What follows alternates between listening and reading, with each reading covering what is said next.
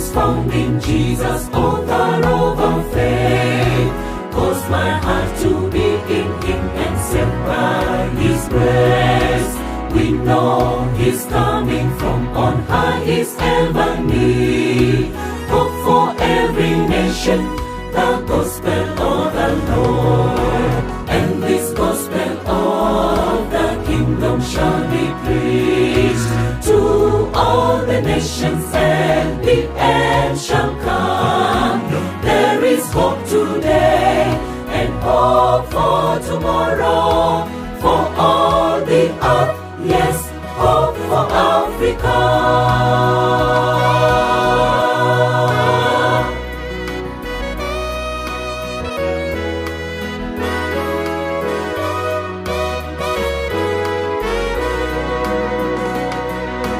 I hear the voice of Jesus calling unto me.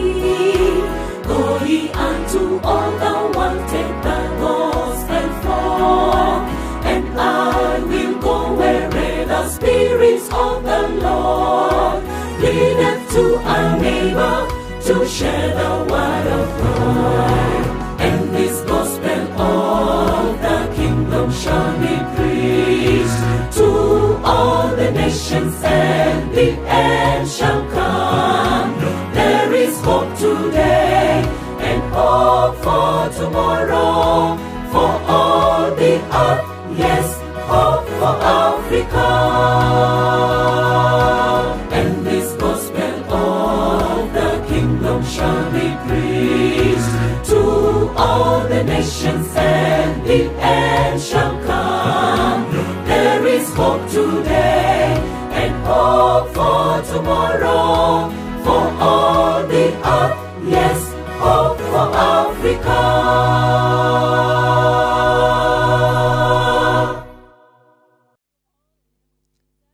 Je vous salue tous au nom du Seigneur Jésus. Gloire à Dieu. Ce soir, je suis privilégié d'introduire l'homme de Dieu, pasteur Mark Finlay. Lorsque je parlais avec lui, il a mentionné les années pendant lesquelles il a servi Dieu, propageant le message de l'évangile éternel.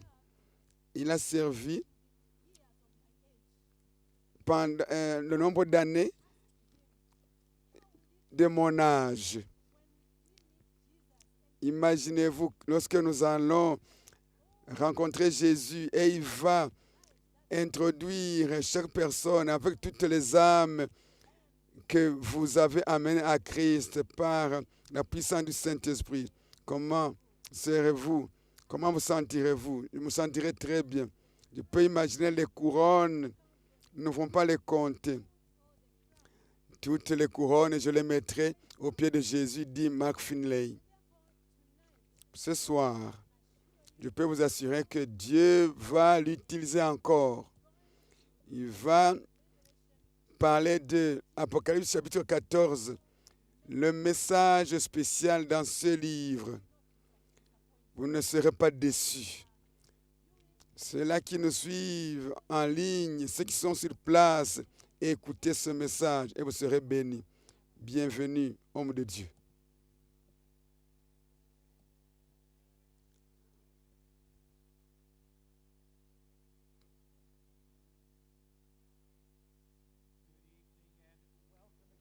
Bonsoir et bienvenue encore partout en Afrique. Des hommes et des femmes répondent à l'appel de l'Évangile et viennent à Jésus.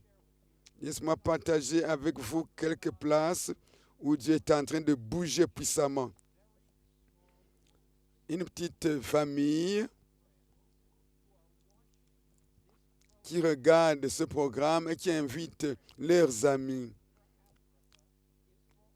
Espérance pour l'Afrique et pour tout le monde, chrétiens, musulmans, hindous, bouddhistes. Nous pouvons apprendre plus de l'amour de Christ à travers ces séries. Voudriez-vous saluer cette famille? Oh, nous sommes très contents de vous rejoindre. Une église au nord du Congo. qui a trouvé ce message. Des centaines sont assis chaque soir pour écouter la parole de Dieu.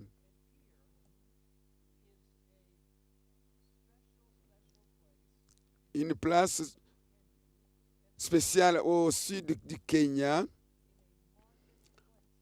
Ils ont installé un écran dans un marché.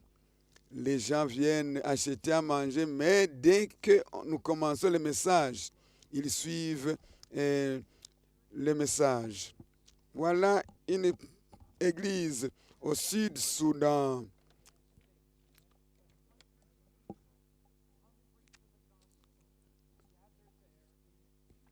Il y a beaucoup de gens dans le Sud-Soudan, à Juba, qui ont soif de la parole de Dieu.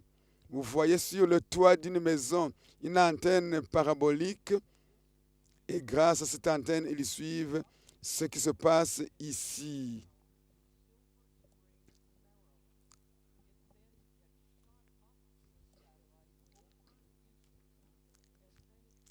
Et le message va d'abord en Amérique, puis va en Amérique à travers les satellites, et puis ils arrivent au Sud-Soudan.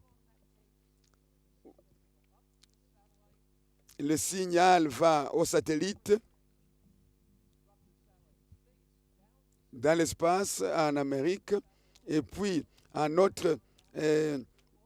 Afrique du Sud, en Israël plutôt, et puis vient en Afrique. 49 secondes seulement. Dieu est en train d'utiliser la technologie pour terminer son message. Voici 60 membres qui ont été baptisés à Kisangani dans une prison. À Kisangani dans une prison. 60 prisonniers ont été baptisés pour suivre Jésus-Christ.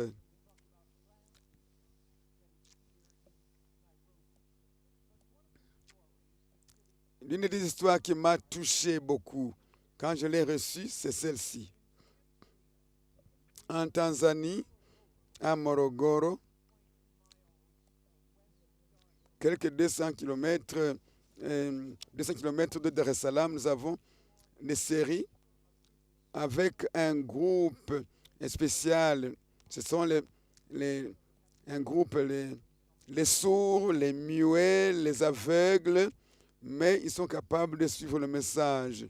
Quelques-uns sont des invalides, viennent dans des chaises roulantes et 400 de gens arrivent malgré leurs infirmités. C'est vraiment bien comment et 20 parmi eux ont pris la décision pour être baptisés bientôt. Maintenant, ils suivent des études bibliques. Et je voudrais leur parler spécialement ce soir. Vous tous qui nous suivez de Morogoro, je voudrais ouvrir mon cœur à vous. Un jour, les aveugles verront. Un jour, les sourds entendront. Un jour, les infirmes marcheront. Gardez votre œil et votre cœur fixés sur Jésus-Christ, car il n'y aura pas d'infirmité dans le royaume de Dieu. Saluez nos frères et sœurs de Dar es Salaam et de Morogoro en Tanzanie.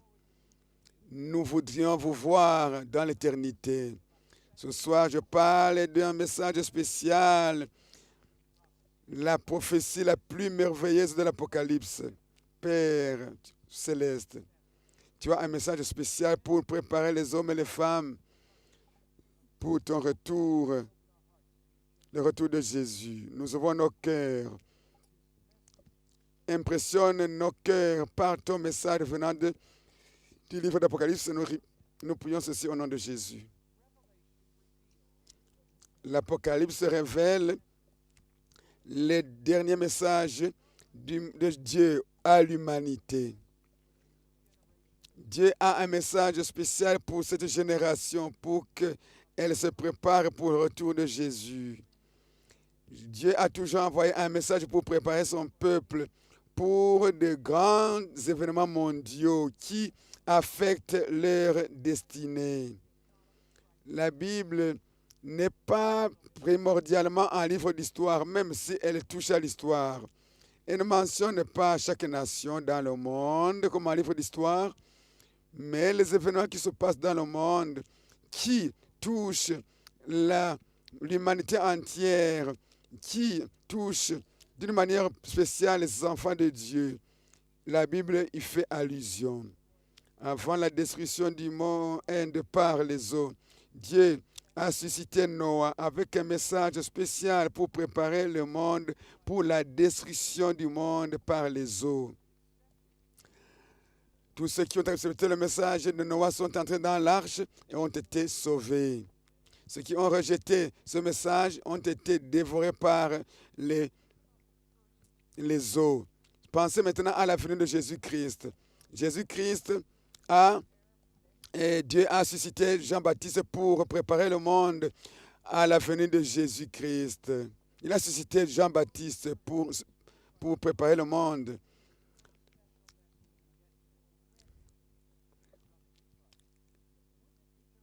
Ça aurait été vraiment bizarre si Dieu n'envoyait pas un message à Jean-Baptiste pour préparer le monde pour la première fois lorsque Jésus est venu et qu'il n'a pas de message pour le dernier retour de Jésus. Nous avons un message pour le second retour de Jésus-Christ. Quel est le livre qui contient ce message? Quel livre de la Bible? L'Apocalypse. Le dernier livre de la Bible est spécifiquement destiné par Dieu pour préparer un peuple pour le retour de Jésus-Christ. Dans le chapitre 14, il y a un message très important pour notre temps, comme il était au temps de Noé. Apocalypse 14 est important pour cette génération, comme le message de Jean-Baptiste était important pour les hommes de sa génération. Jean, il est exilé à l'île de Patmos. Il regarde dans les cieux, il a une vision. Et Jean dit, Apocalypse 14, verset 6, « J'ai vu un autre ange qui volait par le milieu du ciel. » Qu'est-ce qu'il faisait, l'ange? Il volait. Il voulait. Il ne flottait pas, il volait. Voler signifie la vitesse, la rapidité et l'urgence. Il volait par le milieu du ciel ayant un évangile éternel pour l'annoncer aux habitants de la terre, à toute nation, à toute tribu, à toute langue et à tout peuple. Ça, c'est un message urgent qui n'est pas pour une seule langue, pour une seule tribu, pas pour une seule ethnie, mais pour toute l'humanité, qui va donc à tous les confins de la terre. Si ce message est destiné à toute l'humanité, donc c'est un message très important auquel il faut faire beaucoup d'attention. Ce message doit pénétrer les océans, les lacs, les mers, les forêts, les cités, les villages, chaque nation, chaque langue, chaque tribu, chaque peuple doit entendre ce message. C'est un message universel, un message pour toute l'humanité.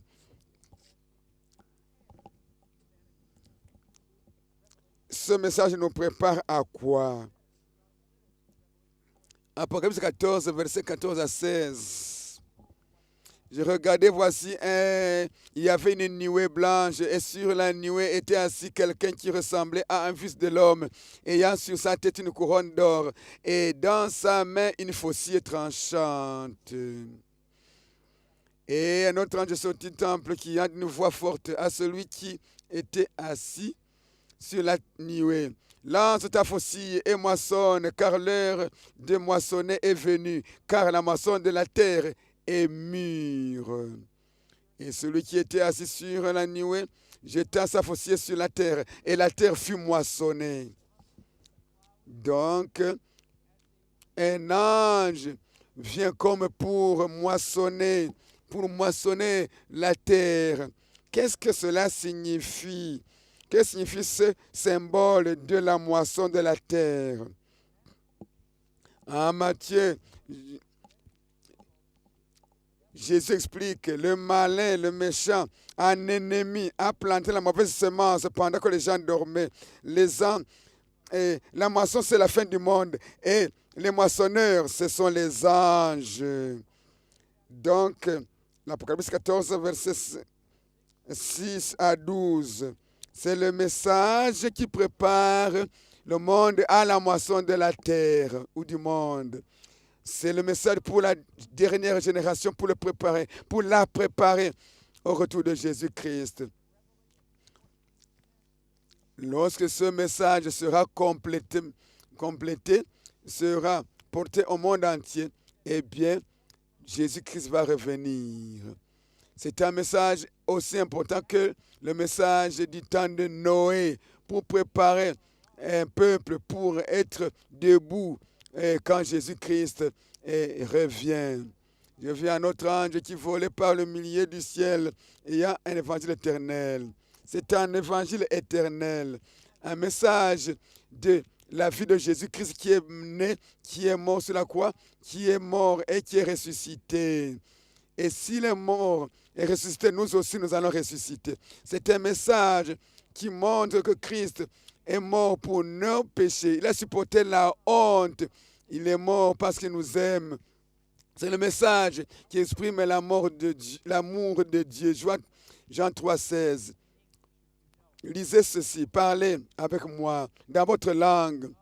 Car Dieu a tant aimé le monde qu'il a donné son Fils unique afin que quiconque croit en lui ne périsse point, mais qu'il ait la vie éternelle. C'est ça l'évangile éternel. Dieu a tant aimé le monde et il a donné. Il a donné son Fils unique. Jésus-Christ a quitté les joies célestes, l'adoration des anges au ciel. Il est venu pour mourir afin que tout ce qu'il... Un jour, je parlais aux Philippines. Nous avons mis une table et les villageois sont venus. Les enfants sont venus à côté de la route. Je parlais de Jésus-Christ. Je parlais de ce texte. Dieu a tant aimé le monde qu'il a donné son Fils unique afin que quiconque croit en lui. J'ai dit, tu peux accepter Jésus aujourd'hui. Si tu crois en Jésus, c'est un don que Dieu te donne. Prends-le.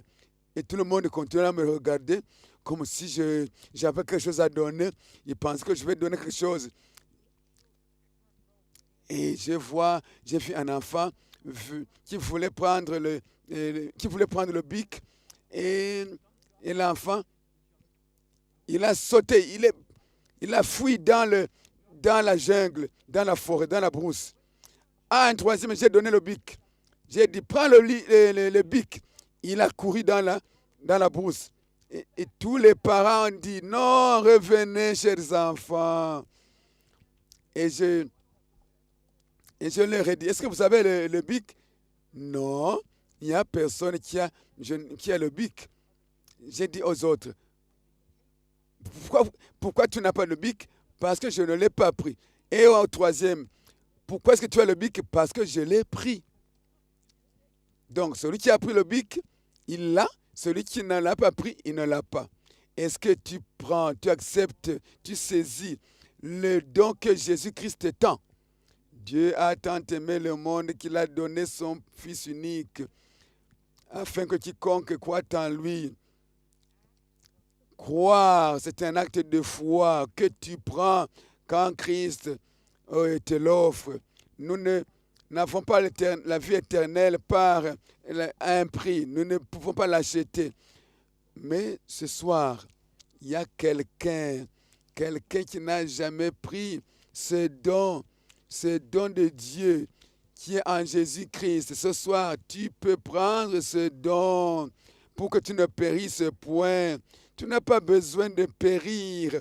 Prends le don de la vie éternelle qui est en Jésus-Christ. Jésus-Christ est mort pour toi. Il a vécu une vie parfaite. Lorsque nos noms seront appelés au jugement, Jésus-Christ sera notre avocat. Il va dire, oui, je le connais. Il est tombé, il s'est relevé. Malgré cela, il a cru en moi, il m'a accepté comme son sauveur. Ainsi donc, la justice de Jésus-Christ sera mise sur le compte de Jésus-Christ.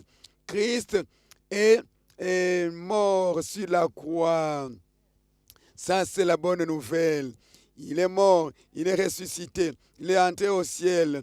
Il est notre avocat, il est ton sauveur, il est ton Seigneur, il est ton roi. Christ vit pour moi. Il ne se rappelle plus de mon passé. Il m'a délivré contre la condamnation du péché. Jésus-Christ a pris la culpabilité du péché sur lui. Mais il me donne la puissance de vivre une vie nouvelle. C'est ça le message, la bonne nouvelle. C'est qu'en Jésus-Christ, ta vie peut être changée pour être semblable à la vie de Jésus-Christ.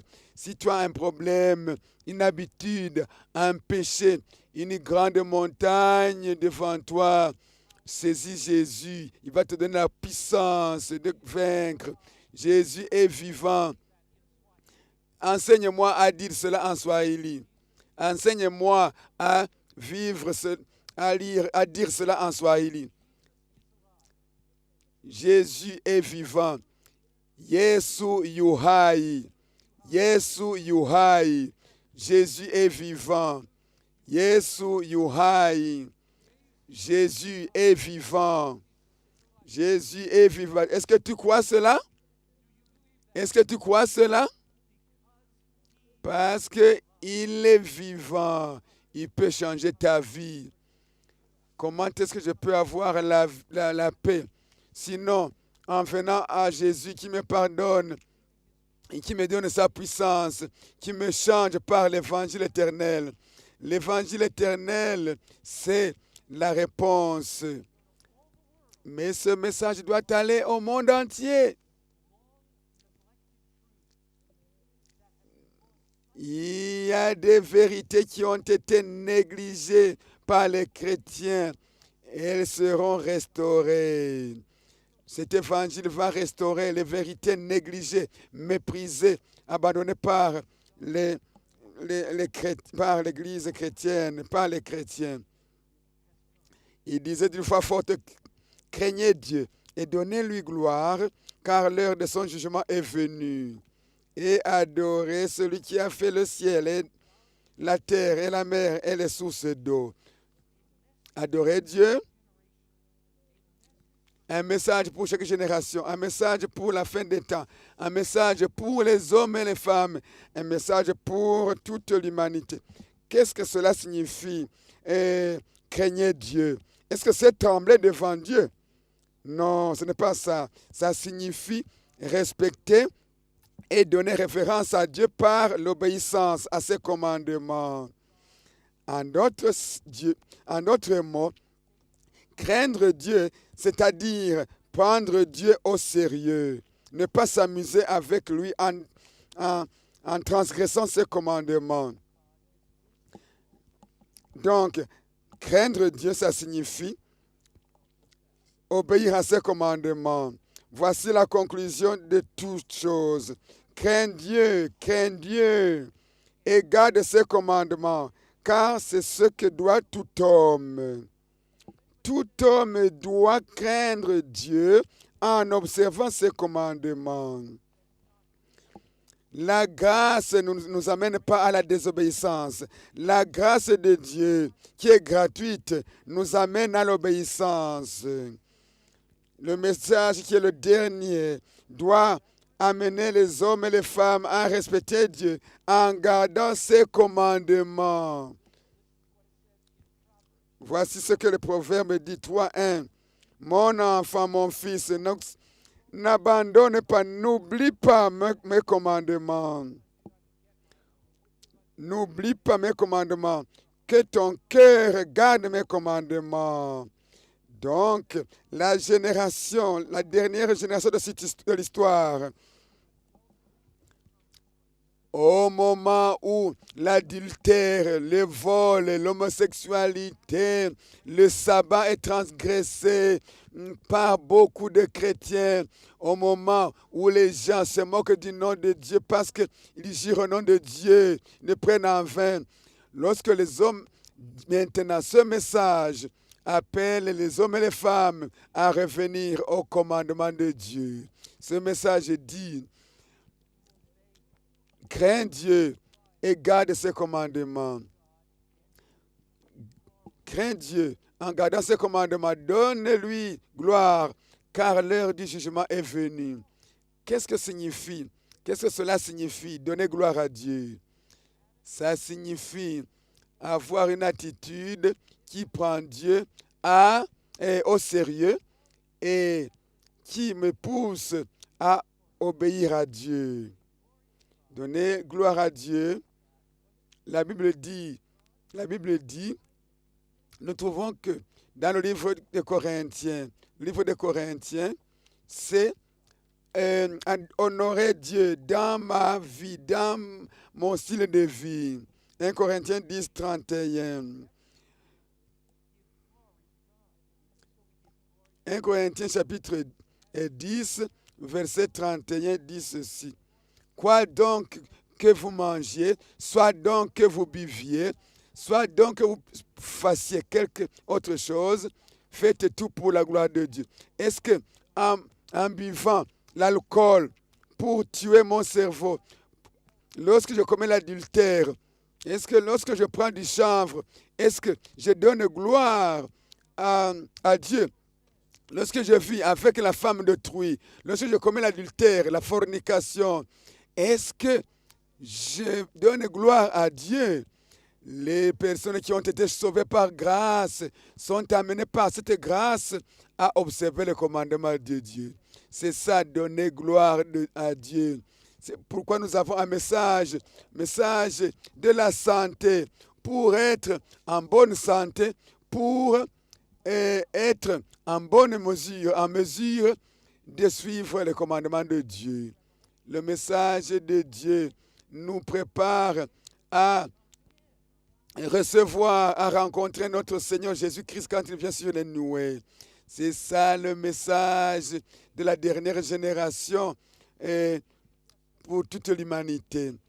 Jésus-Christ nous donne la puissance de changer nos habitudes en mangeant les choses, en buvant les choses qui ont été recommandées par Dieu. Adore Dieu, celui qui a créé les cieux et la terre et les sources d'eau. Qu'est-ce que cela signifie?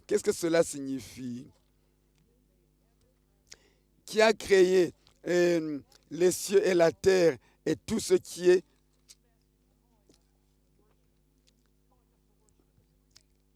Cet appel est un appel à l'adoration du Créateur.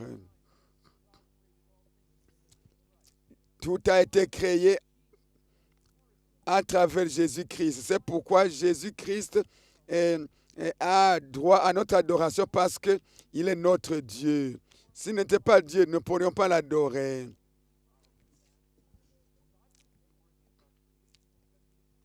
Si Dieu n'avait pas créé, il n'aurait pas droit à notre adoration. La Bible nous dit, Dieu nous a créés. Nous n'avons pas existé par hasard. Et comme Dieu nous a créés, il a droit à notre adoration. Je n'ai pas choisi de vivre une vie. La vie est un don de Dieu. La vie, c'est quoi? C'est le don de Dieu. Est-ce que vous avez choisi de naître? Est-ce que tu as choisi de naître? As-tu choisi de naître? Est-ce que tu aurais aimé vivre et plutôt être créé vache, être créé un arbre? Non. Dieu nous a créé des êtres intelligents. C'est pourquoi nous pouvons choisir Dieu. Je ne peux pas choisir d'être un moustique. Dieu nous a créés dans sa sagesse divine, il a pris les éléments de la terre, il a pris les gènes et les chromosomes, il a mis ensemble les éléments pour te créer.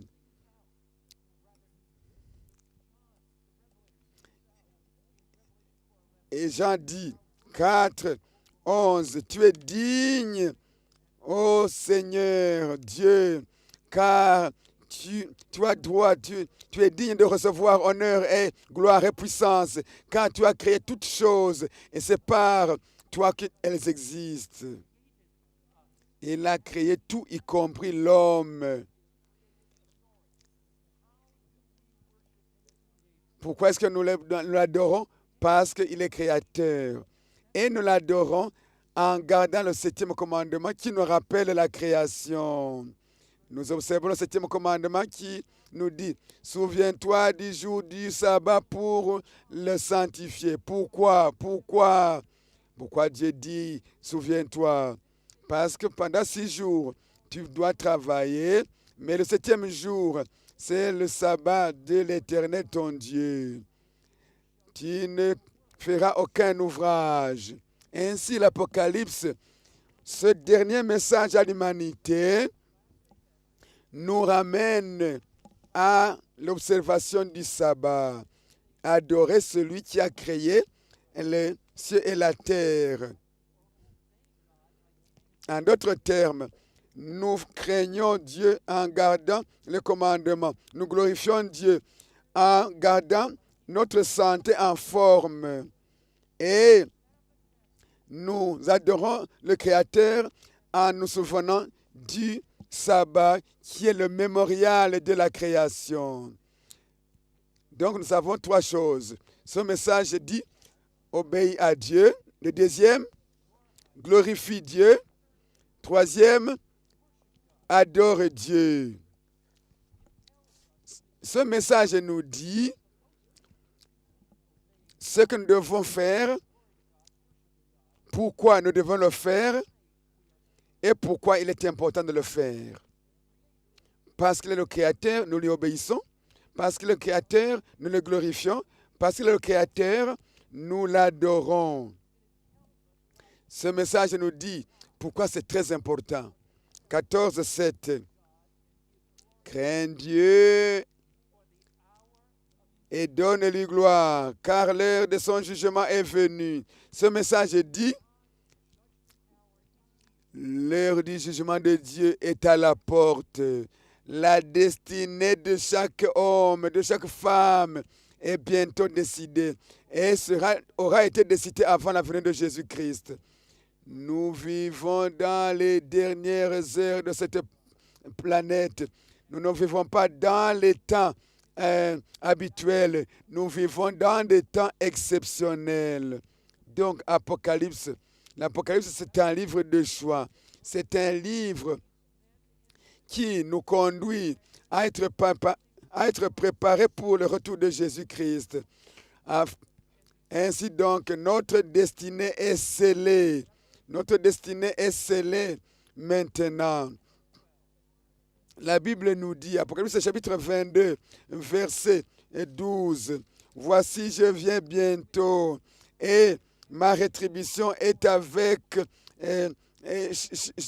moi, pour rendre à chacun selon ce qu'est son œuvre. » Donc, Jésus-Christ arrive avec sa rétribution.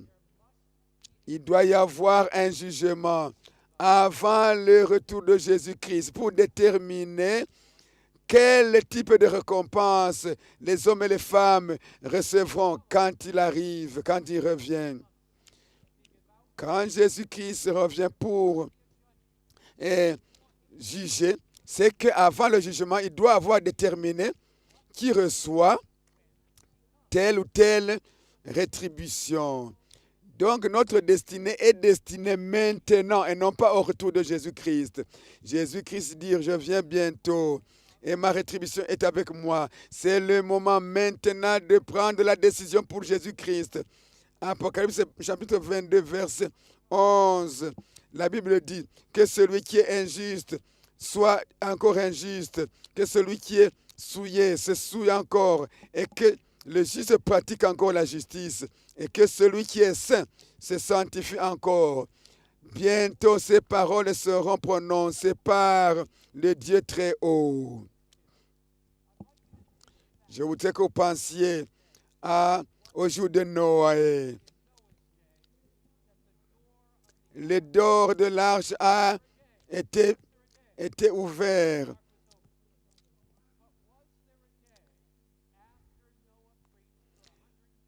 Il a prêché pendant 20 ans. Il a prêché en disant que la porte est ouverte.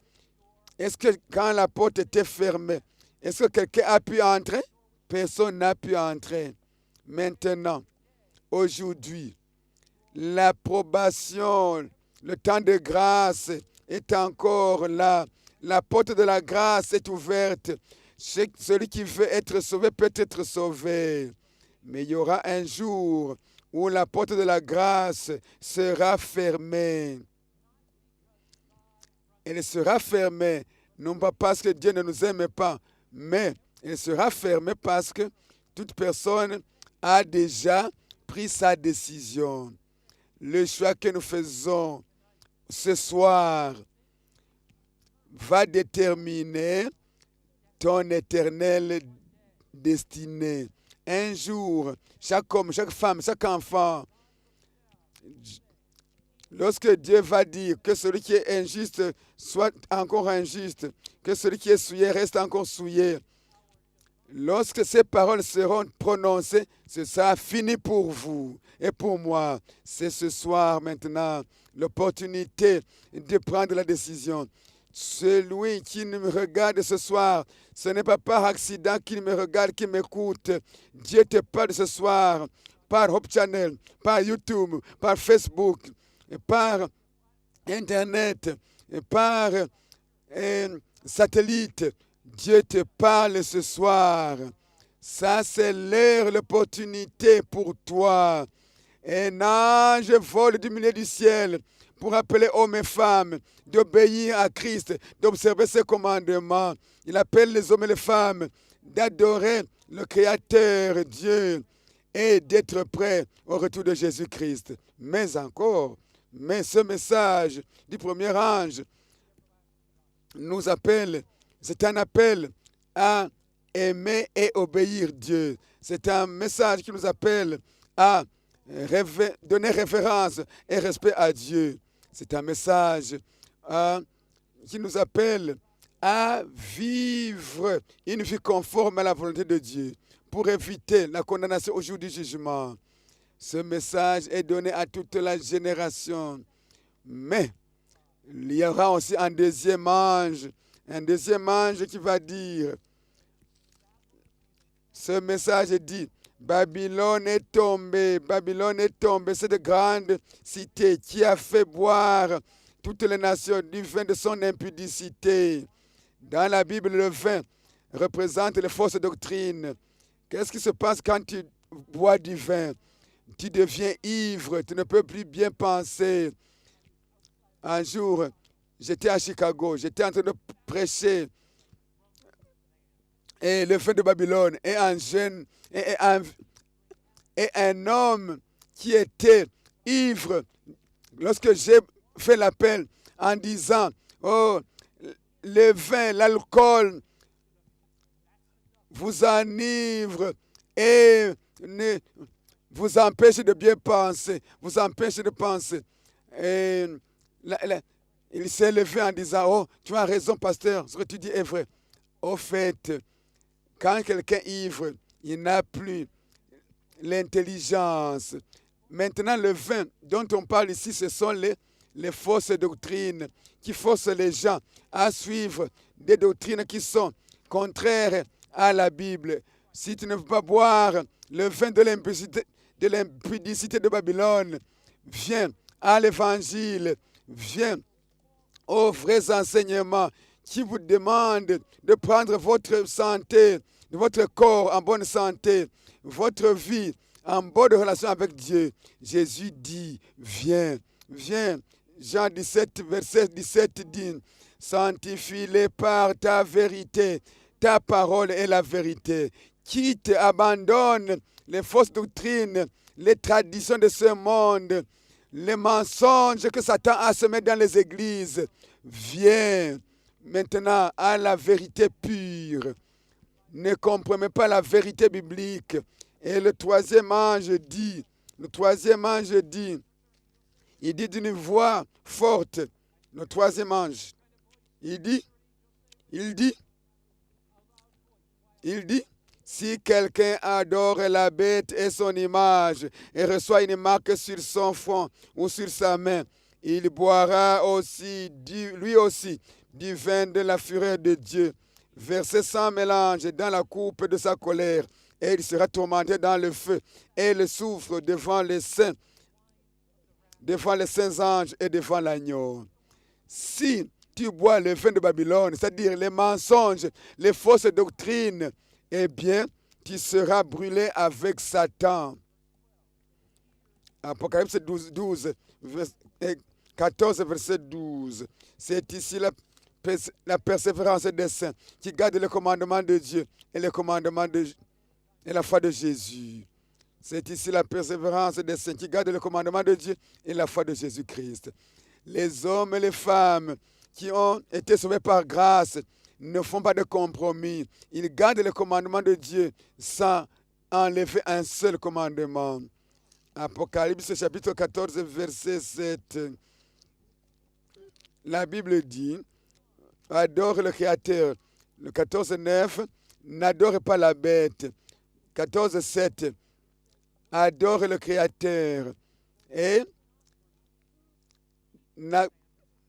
ceux qui n'adorent pas la bête gardent le commandement de Dieu et la foi de Jésus-Christ. En d'autres termes, le dernier message est vraiment enveloppé dans cet évangile éternel.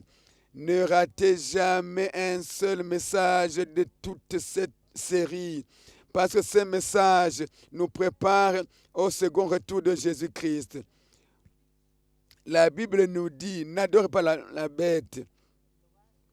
Dieu dit, j'ai un peuple qui va m'obéir. Lorsque la marque de la bête sera forcée aux gens, il y a un peuple qui va m'obéir, qui ne va pas accepter de compromis.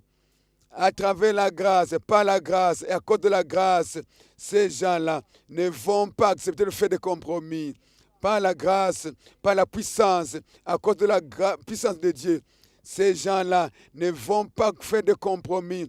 Ils vont se mettre debout pour obéir et appeler les autres à obéir. Ils vont appeler les hommes de toutes les nations, toutes langues, toutes tribus, tout peuple, pour dire obéissez à Dieu et ne suivez pas les mensonges de Babylone. C'est un appel ce soir de se donner complètement à Dieu, de ne pas faire des compromis avec le mal. Si ce soir, si tu es debout pour Jésus, si tu laisses Jésus-Christ et tu ne suis pas Jésus et tu continues dans le péché, comment seras-tu debout dans les persécutions des derniers jours, dans les tentations des derniers jours? Si aujourd'hui que tu es libre dans la foi, tu ne peux pas choisir pour Jésus, comment pourras-tu prendre la décision pour Jésus-Christ au dernier jour? C'est aujourd'hui que Jésus-Christ, que Dieu prépare son peuple pour prendre une décision pour Christ. Voudrais-tu prendre la décision? Un jeune homme, un petit garçon, il était en train de traverser la route. Il a été écrasé par une moto. Il était en train de saigner. Les professionnels médicaux l'ont trouvé. Ils l'ont amené à l'hôpital. Il avait besoin de la transfusion sanguine. En ces jours-là, lorsque les docteurs cherchaient du sang, ils prenaient la main de quelqu'un qui a le même groupe sanguin, ils mettaient une aiguille et le sang coulait dans un tuyau jusque dans l'autre qui recevait le sang. Et ce garçon était en train de mourir. Ce garçon avait besoin de sang. On a cherché un donneur. Ils nous ont trouvé un seul. C'était le père du garçon. Et le père a dit, il est venu dans la salle d'opération. Et quand il était dans la salle d'opération, il a dit, docteur, on lui a dit, ton sang va sauver la vie de cet enfant, de ton enfant. Ils ont fait un petit trou. Le sang a commencé à couler dans un tuyau vers ce garçon. Et le père, il regarda le sang couler et entrer dans le corps de son fils. Il a dit au docteur, docteur, si tu as besoin de tout mon sang, prends tout. Si tu as besoin de tout mon sang, prends la dernière goutte de mon sang. Je suis prêt à mourir pour mon fils. Lorsque Jésus-Christ a été cloué sur la croix, avec des clous dans les mains, et sur le front, et sur les pieds, le sang coulait de ses mains. Il a dit, Père, Père, prends chaque goutte de mon sang à cause de mon peuple, à cause des personnes que j'ai créées. Jésus-Christ a dit, je veux que ces gens-là soient au ciel avec moi. C'est pourquoi je leur donne tout mon sang. Jésus n'a rien retenu à cause de nous. Il n'a rien laissé. Et nous ne devions rien retenir pour lui. Du fond de ton cœur, ce soir, Jésus-Christ qui a donné tout son sang, il est prêt à te recevoir. Il se prépare il se prépare à t'accueillir lorsqu'il revient. Dis à Jésus ce soir, Jésus, prends ma vie, je te la donne, parce que tu as donné ta vie aussi pour moi. Partout où tu es, partout où vous me suivez, partout, chers téléspectateurs, voudrez-vous vous lever et dire, je donne ma vie à Jésus, parce que lui aussi, il a donné sa vie pour moi. Je vois des centaines qui se lèvent ici à New Life, ici à Nairobi. Je fais un appel spécial. Des gens disent, pourquoi tu fais un appel chaque nuit? Parce que chaque nuit, il y a de nouveaux visiteurs. C'est pourquoi je fais un appel chaque nuit. Peut-être si je ne fais pas l'appel, il y a des gens qui viendraient et qui rentreraient sans avoir répondu à un appel et ils n'auraient plus cette opportunité. Vous qui me suivez sur YouTube, vous qui me suivez sur Internet, vous qui me suivez sur Facebook, vous qui me suivez sur Hope Channel Africa, lorsque vous venez ici devant, c'est parce que vous avez la foi. Ça demande la foi pour venir ici devant. Ça demande la foi pour vous lever partout où vous êtes, d'écrire la carte de décision. Ta foi maintenant est exprimée et Jésus l'accepte. Et quand tu viens, tu encourages quelqu'un d'autre à venir. Si tu viens, quelqu'un va te voir et il viendra aussi. Et il va accepter Jésus et il sera sauvé à cause de toi. Je fais encore l'appel. Quand tu viens, tu donnes à Dieu la permission d'opérer des miracles dans ta vie. Quand tu viens, tu dis à Dieu, Père, je donne ma vie, je me donne à toi. Je te donne la permission d'opérer un miracle dans ma vie. Ce soir, alors qu'on chante, je fais un appel, je t'appelle. Si tu as toujours gardé quelque chose qui t'a empêché d'accepter Jésus, je te demande ce soir de casser les chaînes et venir. Si tu veux participer à ce grand baptême qui vient bientôt, partout où tu es, viens.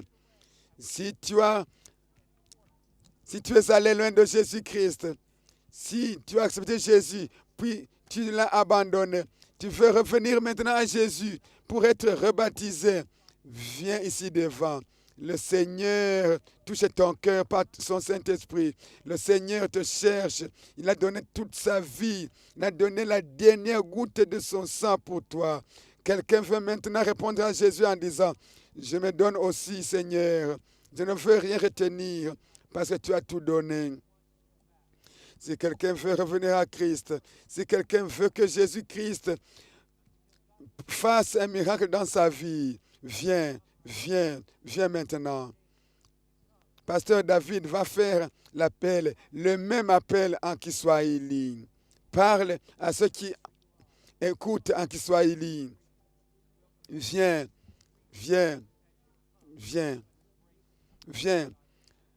accepte la grâce de Dieu aujourd'hui. Dieu te donne sa grâce. Dieu va toucher. Dieu veut toucher quelqu'un ce soir.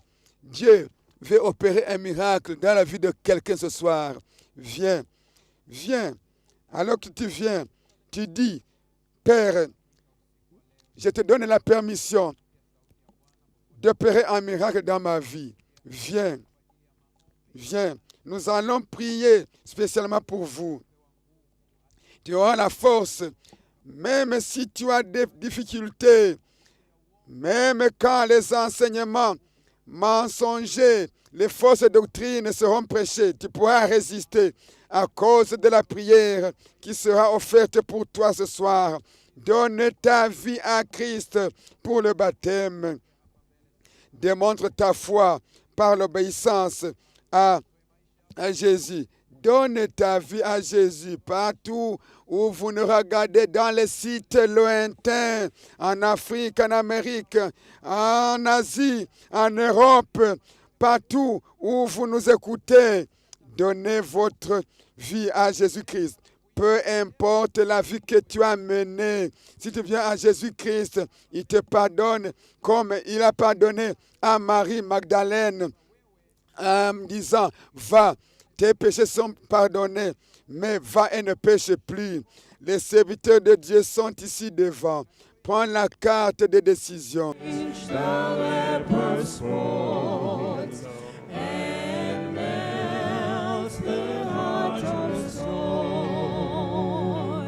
Jesus paid it all.